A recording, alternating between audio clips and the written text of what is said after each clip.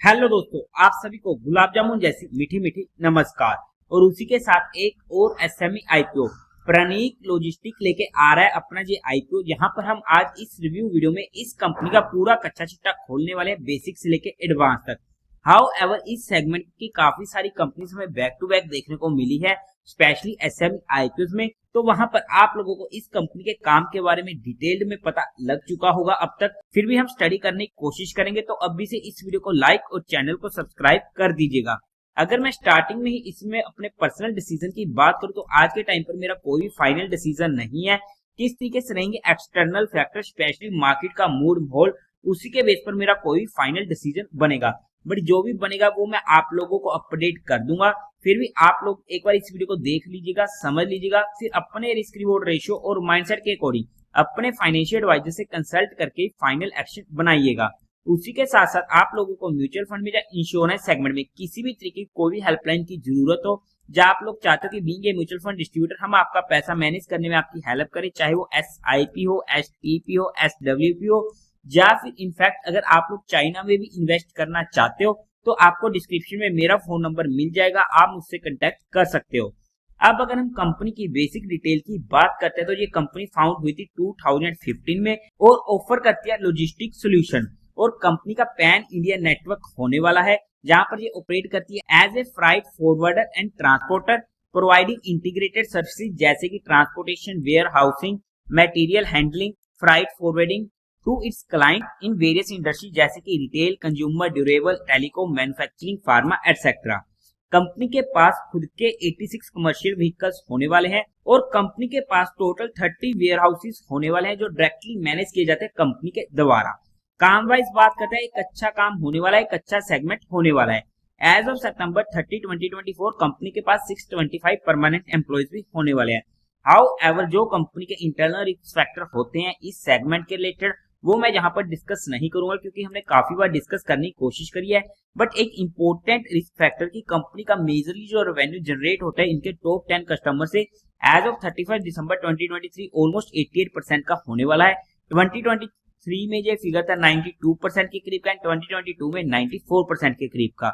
तो ऐसे में कोई भी इनका मेजर कस्टमर लॉस होता है या उनकी तरफ से ऑर्डर्स वगैरह की दिक्कत आती है तो वहां पर हमें कंपनी के ऊपर इसका इम्पैक्ट देखने को मिल सकता है। अगर आप कंपनी के कस्टमर्स की बात करोगे तो काफी नामचीन नाम हमें यहाँ पर देखने को मिल रहे हैं, जैसे कि Haier, Reliance digital, Max, Aditya Birla, ACC, Tata steel, Cosmo films, Indian oil, Flipkart, BigBasket, Zomato, Amazon, Croma, Reliance industries, Jio, FirstCry, Hyundai, LT, Emami, Nestle. अब अगर हम कंपनी के टेंटेटिव टाइम टेबल की बात करते हैं तो ये आईपीओ ओपन होगा 10 अक्टूबर को, क्लोज होगा 14 अक्टूबर को, अलॉटमेंट होगी 15 अक्टूबर को, रिफंड मिलने शुरू हो जाएंगे 16 अक्टूबर से, या फिर आपके अकाउंट में क्रेडिट हो जाएंगे शेयर इफ फ्लोटेड 16 अक्टूबर को। टेंटेटिव लिस्टिंग डेट होने वाली है 17 अक्टूबर की। फेस वैल्यू होगी 10 रुपीज पर शेयर की। प्राइस बैंड होगा 73 से 77 रुपीज पर शेयर का। 1600 शेयर्स का एक लॉट होने वाला है। टोटल इशू साइज है 22.47 करोड़ का, जो पूरा का पूरा होने वाला है फ्रेश इशू। एनएससी के एसएमई पोर्टल पर ये आईपीओ लिस्ट होने वाला है। कोटा की बात करते हैं तो क्वालिफाइड का 50% का, रिटेल में 35% का, एचएनए में 15% का होने वाला है।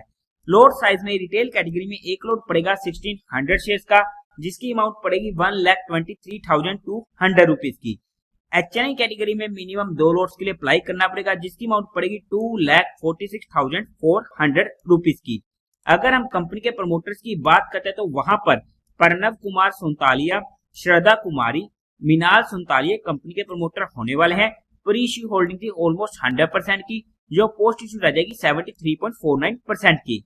अब अगर हम कंपनी के मेन मुद्दे की बात करते हैं, यानी कि कंपनी के फाइनेंशियल्स की, तो वहां पर सबसे पहले टोटल एसेट 2022 में थे 14 करोड़ के, जो इंक्रीज होते होते 30 जून 2024 तक पहुंच चुके 38 करोड़ के।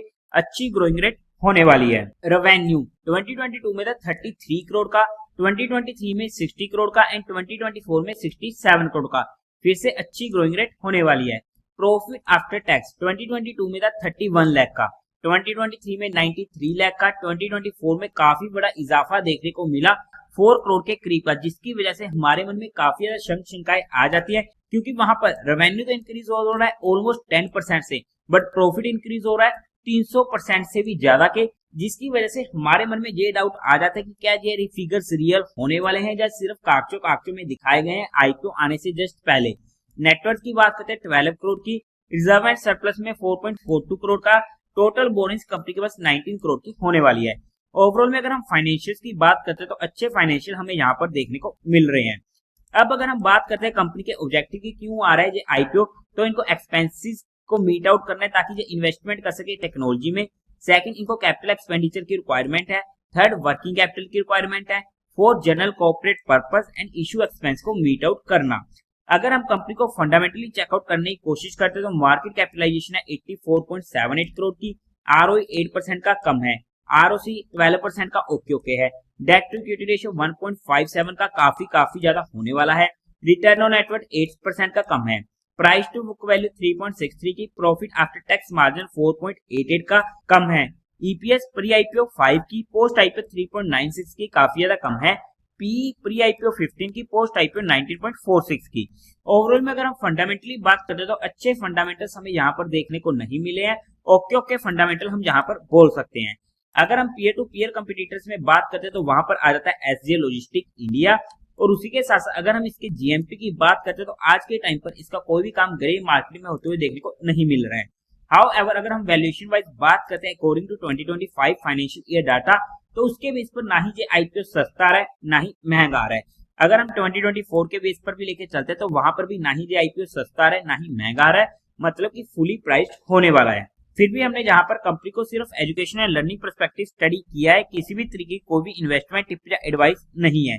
फिर भी आप लोगों को कोई भी काम करना हो या कोई भी एक्शन लेना हो तो एक बार अपने फाइनेंशियल एडवाइजर से कंसल्ट करके कीजिएगा। तो देवी और सज्जनों, उम्मीद है आप लोगों को ये वीडियो अच्छी लगी होगी, तो इस वीडियो को लाइक कीजिएगा, शेयर कीजिएगा और साथ ही साथ चैनल को सब्सक्राइब करें।